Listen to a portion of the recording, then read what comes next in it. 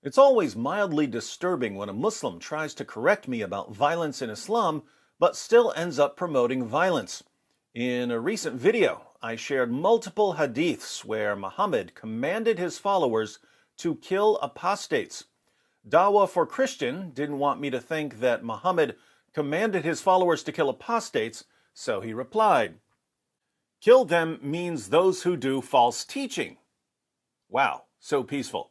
I answered, "So you're saying that anyone who teaches something false should be killed? Great job defending Muhammad." Not surprisingly, Dawah for Christian then changed the subject, standard Dawah procedure. Where in Bible Jesus says, 1. I love unbelievers, 2. I love unbelievers who was sinners, 3. I love unbelievers who are my enemy, please any verse. But then he continues explaining who has to be killed, according to Muhammad.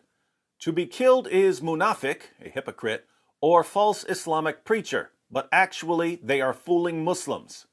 So, false teachers have to be executed, according to Dawah for Christian. I'm not sure how this changes the fact that Muhammad said, if anyone leaves his Islamic religion, kill him, but we'll let that slide for now, because our Muslim friend asked about the love of Jesus. And I will answer. Let's read a few verses from Matthew 5, Dawah for Christian. Matthew 5, verses 43 to 48. You have heard that it was said, you shall love your neighbor and hate your enemy. But I say to you, love your enemies and pray for those who persecute you, so that you may be sons of your Father who is in heaven. For he causes his sun to rise on the evil and the good, and sends rain on the righteous and the unrighteous. For if you love those who love you, what reward do you have? Do not even the tax collectors do the same? If you greet only your brothers, what more are you doing than others? Do not even the Gentiles do the same? Therefore you are to be perfect, as your heavenly Father is perfect. Notice, Dawah for Christian, Jesus commands his followers to love our enemies, even those who persecute us, so that we can be like God in this sense. God has shown love even towards our enemies, we should too. Notice also that Jesus looks down upon the sort of love that says, love me first and I'll love you back. If you love those who love you, what reward do you have? Do not even the tax collectors do the same? Tax collectors were among the people most despised by the Jews. They were viewed as traitors because they collected taxes from their own people to give to the Romans, and they would collect a little extra for themselves. Jesus says that even tax collectors love people who love them. Why is this important for you to know, Dawah for Christian? Well, what kind of love does Allah have? In Surah 3, verses 31 to 32, Allah tells Muhammad to say, if you love Allah, then follow me.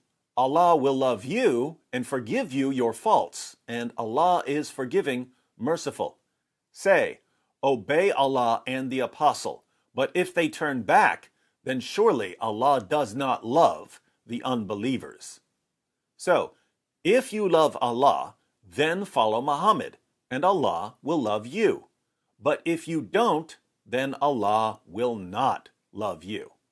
In other words, if you love Allah first and you obey Him, then Allah will decide to love you back.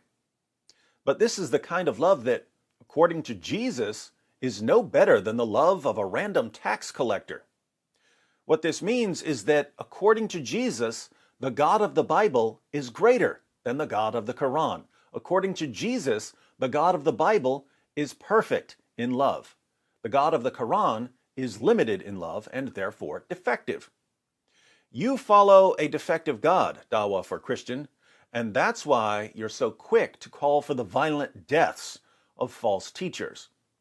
But as long as you're preaching a violent, defective, limited God, you have no business doing Dawah for anyone, let alone for Christians. Turn to the true God, Dawah for Christian, and learn to love your enemies so that you can be a son of your Father in heaven.